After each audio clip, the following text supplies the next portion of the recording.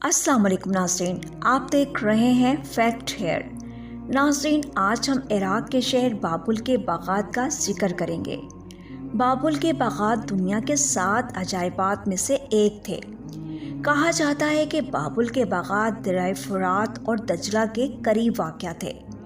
बाबुल की सल्तनत के पहले हुक्मरान के बेटे नेबुकदनेस्सर डोम के ज़माने में दरिया फुरात और अपनी मौजूदा पोजीशन के मशरक़ की तरफ बहता था और बाबुल के मगरबी हिस्से के बारे में बहुत कम मालूमात हैं।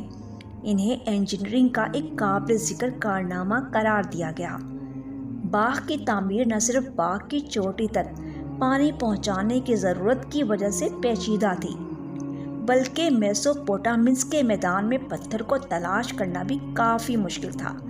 बाबुल में फैंसी तांबी ईंट से बना हुआ था और ईंट को एक मिक्सचर के साथ मिलाकर एक सेमी सॉलिड मैदा बनाया गया था जो ईंटों के दरमियान गोंद की तरह का काम करता था। ये ईंटें इस तरह की थीं, जब इनको पानी में ज़्यादा देर भिगो देते थे तो कुछ देर के बाद पिघलना शुरू हो जाती थी।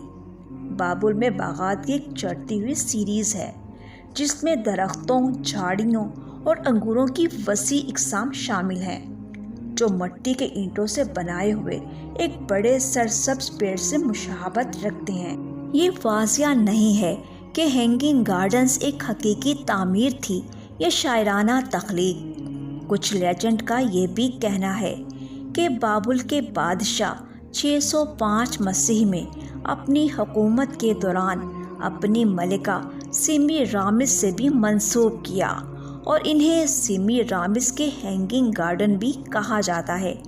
आज तक बाबुल के बागात में कोई आसार कदीमा का सबूत नहीं मिला।